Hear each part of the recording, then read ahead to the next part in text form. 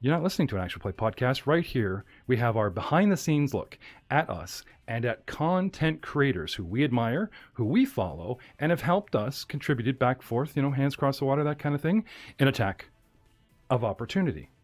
It is my distinct pleasure, because I am a personal fan of the man that you are about to meet. Please welcome to the show, Chris Honkala, aka Treantmonk. Now, where have we heard that name before? Why, this is the guy that I personally know has put stuff up on the net, okay, in a lovely color-coded, one color is really good to choose, other colors he's not so fond of character builds. And when I first found Pathfinder, I happened to stumble across his work, post on that, and this guy put a lot of work and a lot of love into these. Now, this is his personal experience.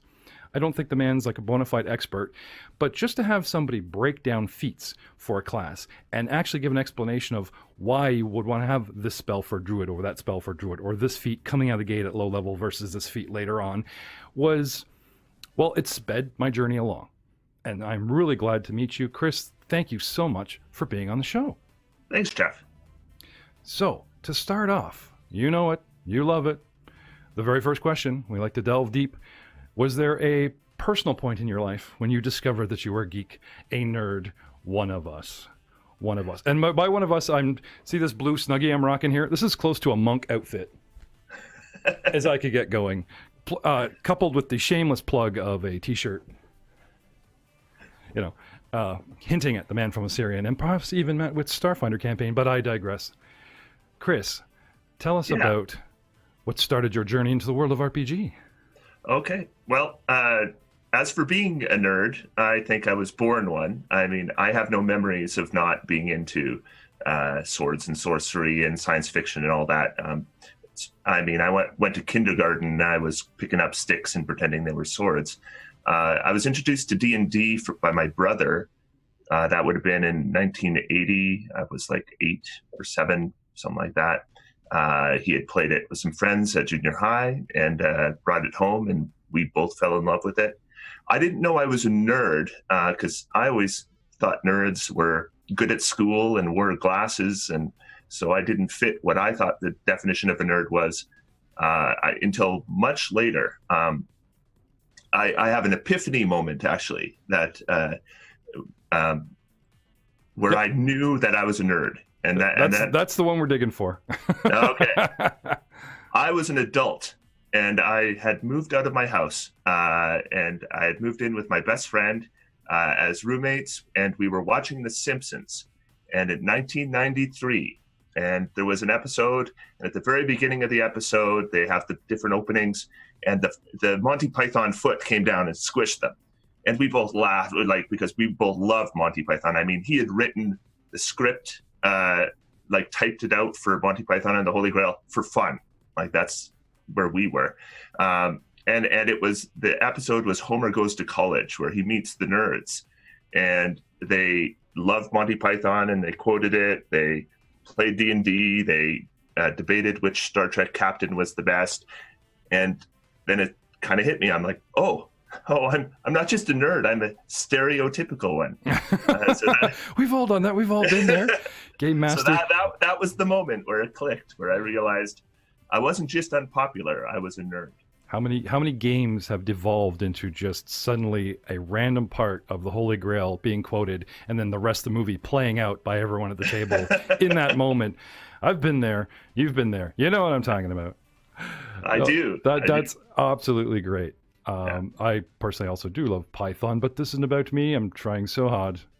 I've gotten some fan mail recently going, it's just stop interviewing yourself, Jeff. You're interviewing the guests. Let them talk. So next question. So you were talking about the years and the dates. How long have you been, quote unquote, a gamer? Now, usually the generic term on that for gamer is video game. But how long have you actually been playing RPGs? I started playing RPGs before there were video games that people had. Like, I went to an arcade and played, Space Invaders. But D&D I started playing 1979. I just got, actually, hang on. I found, this is my initial player's handbook. Oh, he's showing it. Yeah, there it is. Not just a podcast yet, ladies and gentlemen. We're trying to get into the sort of video aspect, and he's waving around The Player's Handbook. Yeah. 19 1982 was that one, and that printing. And I started with basic, which was the red book in the box, but this was my first advanced D&D. And is that the one with the big statue of the red guy and they're prying the eyeball gem out? That's the one. That's the one. And it is well used and well made, because that thing, you can lift it by the pages, and if they made books like that now, you would never need to replace a book. Yeah, well, it was about back when they printed for love and not money and making everything that's like right. Tissue paper. Was like, I recently bought a series of adventures, and I've opened them. I've opened the module too much, like too wide, I guess, and some of it's let go, and the pages are sliding around. Oh, when they glue in the pages, it's the worst. Yeah, no, in the old days they used to individually stitch each page, and those books are. It's great because if you're a collector, then those books will last, right? Mm-hmm.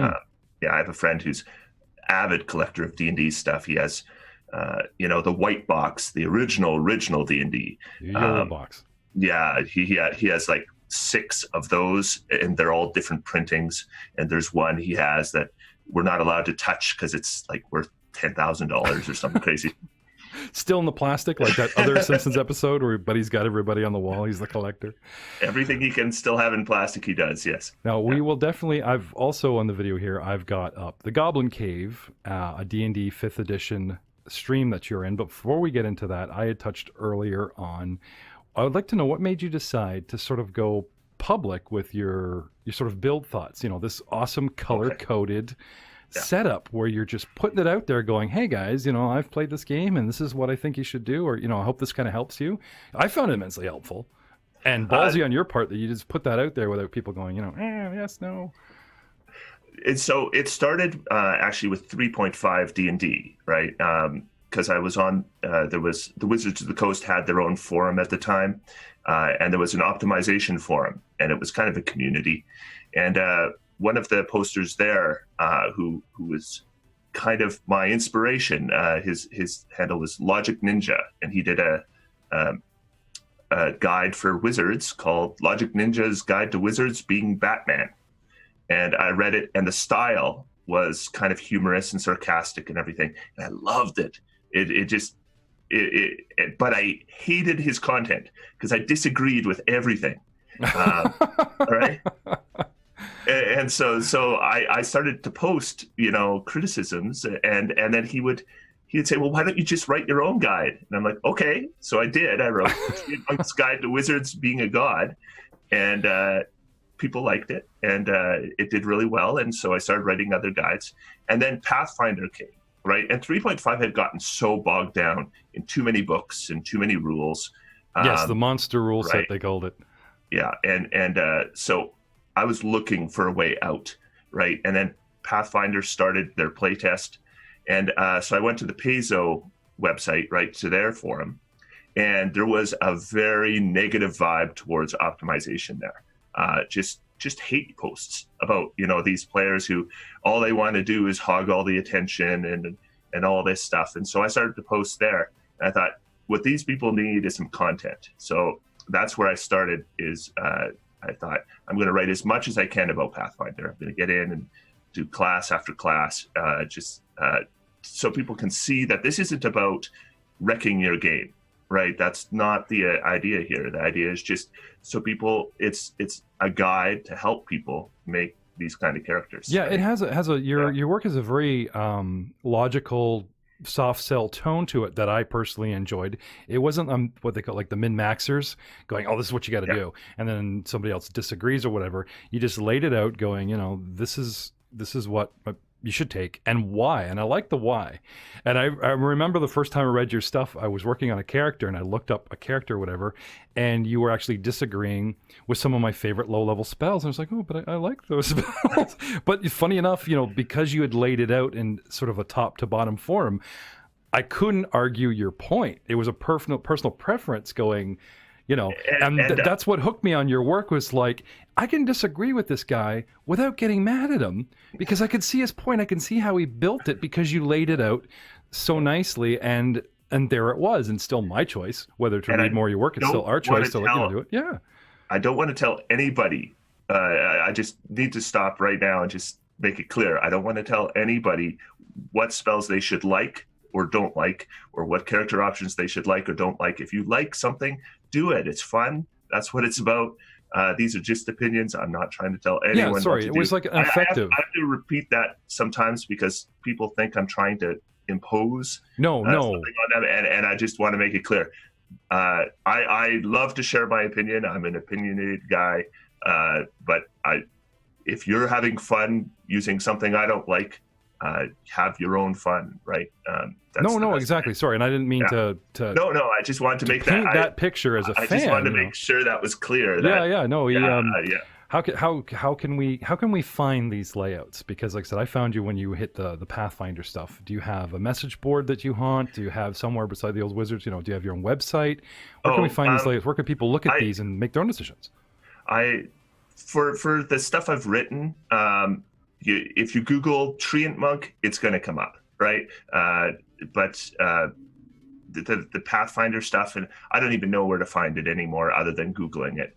I mean, they're all on Google Docs, and they're all publicly accessible.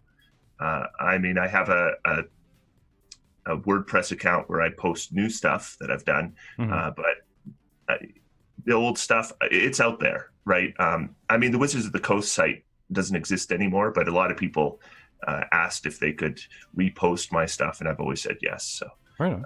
Now, till I've seen this actual PNG that I've got posted here of a actual treant done up like a monk. He's got his little purple loincloth.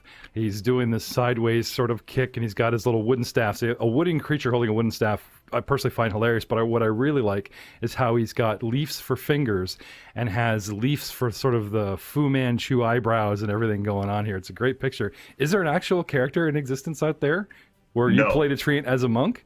Because I understand the moniker Treantmonk, people put two things together. We have our own Connor Besh, and he's on a show called thereatonentertainment.com, and they talk about video games with another one of our players, and he's known on the net as Cyberpunk Monk.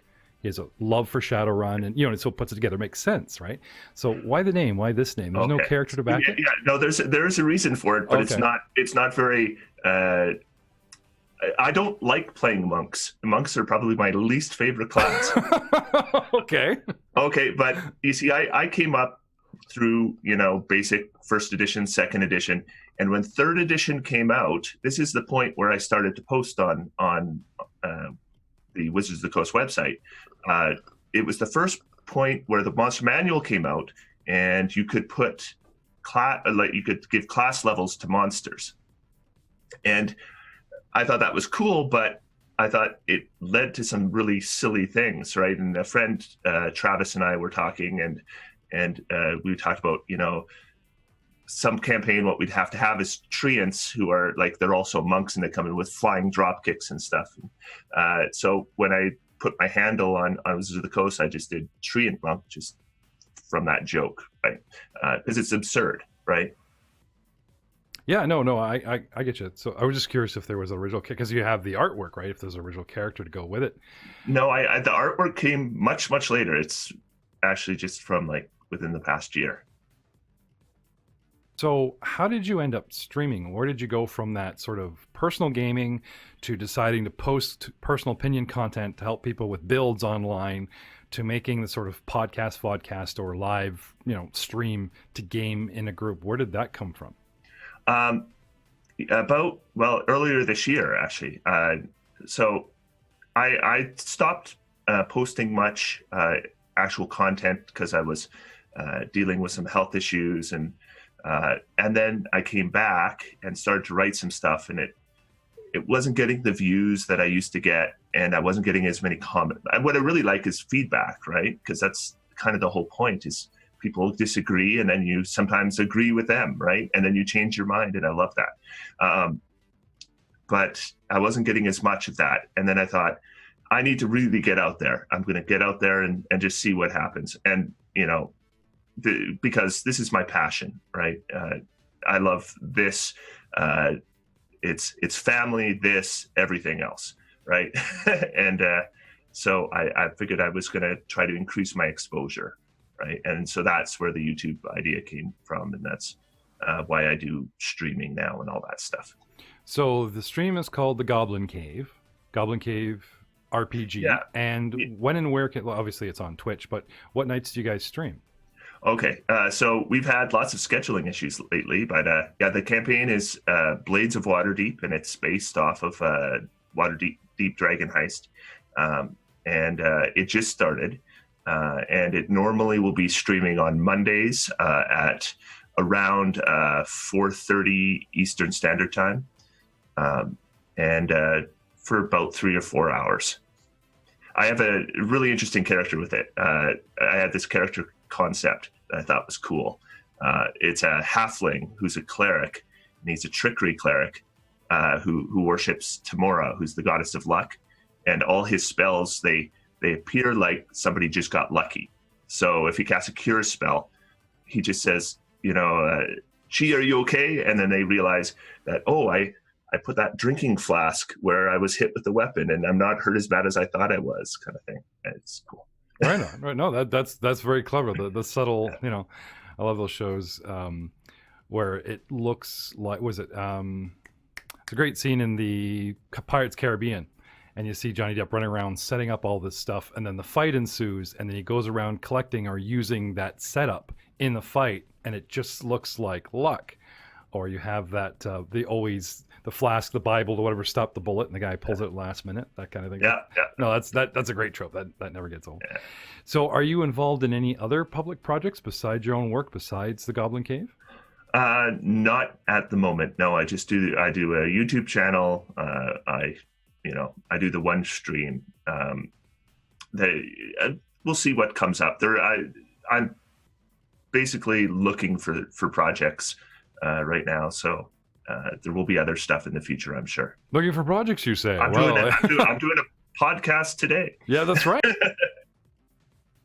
And I'm not your only fan. Aidan Willems, who plays Poser, our disgruntled emo Jedi, and plays Raskin in Clinton's Car Classics, is also, as soon as I said your name, he just went nuts. We have fans in the group. They'd love to work with us. Maybe doing some voiceover. But anyway, we'll have to talk about that off camera. Chris, what do you do for a living? I always find it interesting to find out, where the sort of, it's not always that sort of stereotypical, you said you were one. The job set that goes with the mindset. What do you do for a living? I manage a 7-Eleven store.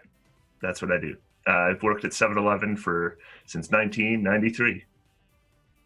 So you actually have people who kind of after my big setup going, well, that kind of fits the trope. But think about it, guys.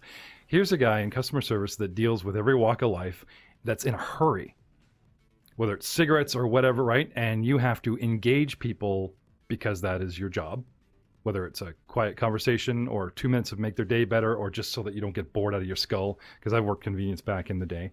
Do you find that you get any inspiration for characters or voices or anything as these people shuffle through the line? You are good. how you connect those. I've never even thought about that. No. That's why I'm the boss. That's why I'm the idea guy behind the network. Here's the reality. I go to work every day. I plug away. I come home. I collect my check, and then I worry about D&D. It's just I don't dislike my job. It's fine. I like the people I work with. That's important. And so I don't dread going to work or anything, but I really don't even think about my life outside of work when I'm there, and I don't think about work when I'm outside of work. Really? So there's no what about the downtime where they just have you doing stock? There's no daydreaming about, or no one has me doing anything. I'm the boss. Really? Yeah. So I go in. I have my list of things I want to accomplish, and then everything goes wrong, and I troubleshoot. And then when my day is over, I go to my car and I get in, and then I start thinking D&D or family or anything other than work. I just totally separate it. Work and play are two totally different things for me.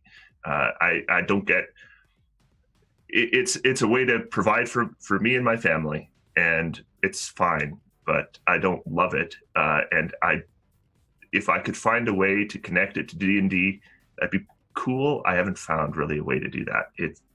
I'm so focused on it when I'm there, I don't even think D&D. And then, yeah. Well, if you tried to sell your content like out of the gate, people would find you pretentious. You got to get that sort of free out there, use it if you want. Admiration fans come around and find a way to monetize. Streaming is a good first step, but you are in it, especially 5th edition. There is a sea of streams and podcasts, especially on a Friday night, that you are competing with. But doing it for love before money. I mean, anyone would want to do this, and get paid to do it and have fun. That old, love what you do kind of thing. If I can find a way to make a couple bucks doing this, I'll do it. I mean, sure, right? At some point I might earn a little bit of ad revenue from YouTube. That's great. I'll take it. Happy to get any extra income if doing something you love. I mean, that's just perfect, right? But if I never earn a dime, that's fine. I love this. Well, what have you ever considered, now that you have work, like your own personal stuff, like even the builds and everything, have you ever considered something like Patreon or starting your own page or whatever? Because like there are people that put up far worse than your content, sir, and making far more, like there's, don't get me wrong, respect for what you do, and you're doing it for free. Like I said, our entire network at the moment is out of pocket. And we want to build something and show people a lot of content, and then say, when we run out of cash, which is soon, this is what we're doing to prove we can do it, because we love to do it. Now, if you want to help and you want to make it better and you want the shows to come faster and that kind of thing, yes, of course, we could use your help. And, one of us will go from full-time to part-time, namely yours truly, who does all the editing and producing and, that kind of thing. The thing about writing guides, okay, because that's what I did, right? I just wrote guides or articles or character builds. That's all I did. And the thing about that is you have no idea how many people, like, I don't know how many people have read this or that, right? And like, if I go on to my Google Docs, I can see how many people are there right that moment, but I don't know how many people have visited it. So there's no way for me to really gauge how much potential is there. That's part of the reason I wanted to start doing different things, is things I can measure. I can measure how many people are subscribed to my YouTube channel. And I have a thought in mind as to, if it ever gets to this number, I'll think about a Patreon page, right? So I'm open to that kind of thing. And if it never gets to that number, then it never does. That's fine. I still like doing it. But I have in my head, I mean, if I could get to the point where I could do this for a living, I would do it instantly, right? I'd quit my job tomorrow. Hey, I can't offer you a paying gig, but dude, you are always welcome in our circles. Like you said, the guys have so much respect for your work or whatever. I mean, right now I'm just trying to get out there. Call in. I don't know if you have an email or whatever. Send Chris an email saying you love his work, and not that you'd send him money, but like give the guy some encouragement. Whenever we get the slightest little hint of, oh, hey, I'll watch your show. I've checked out your show. It's miles worth of inspiration for us to keep going, to play when we're tired, for me to burn all my lunch hours and half my days off, and alienating my wife and family, trying to get all this stuff up and out there. I don't think people realize that contact, that even if it's negative and tries to steer, or constructive, trying to steer you in a positive direction, someone saying, hey, you're a bit heavy on this, you're a bit light on that, that's just my opinion, type of thing. It helps shape you, and it's everything will still move you forward. The worst thing you can be is isolated. So you say you've got a YouTube channel. Is it Treantmonk on YouTube? Yeah, I call it Treantmonk's Temple. When you're talking about feedback, I mean, for sure, anytime somebody tells you that they like your content, whatever it is, oh God, that's huge. But I don't mind the bad stuff as long as they're constructive, right? But some stuff is just hate, right? that stuff sucks. But if somebody says, I liked it, I think you've made a mistake here, because this spell you talked about doing this, but did you think about this and this and this? And I love those kind of comments, right? As long as it's not just poison, right? Yeah, toxic internet, what they call. As a joke, I needed an extra email, And on a whim, talking back and forth with one of our guys, Matt Witt, I came up with GM Jeff the Diva DM, and they just killed themselves laughing, going, "That's you, dude. You're such a diva." It's like, well, you don't understand like how inspired I am to make this content after playing for so long, and how the slightest nod in my direction or shaking of head really affects one's outlook of like, oh, should I keep doing this? Get bummed or whatever. I'm not saying someone like myself is so fragile, but I don't think fans realize the power they have over a content creator with what they say. They just we wouldn't do anything publicly if we didn't want a response, right? I mean, there's no point in it at all, right? Unless you want people to respond, and of course we want positive reinforcement. I mean, we're human beings. Yes. No, this is, you've been one of my best interviews. My only fear is I'm watching my microphone light up while you're talking, and I'm trying to mute it halfway from the 14 points. So I hope that hasn't kiboshed the first half of your interview. Chris, thank you so much for being on the show. Everyone out there, the man needs some attention. He needs some love. Check out his content. Go just type in Treantmonk and see what we're talking about. Agree, disagree. If it's toxic, keep to yourself. Go to his YouTube channel. Show him some love. The man goes to a 9-to-5, just like the rest of you. Puts food on the table, and does this for love. So please, respect the monk. You know what I'm saying? Chris, thank you so much for being on the show. Thanks, Jeff. That was just a lot of fun.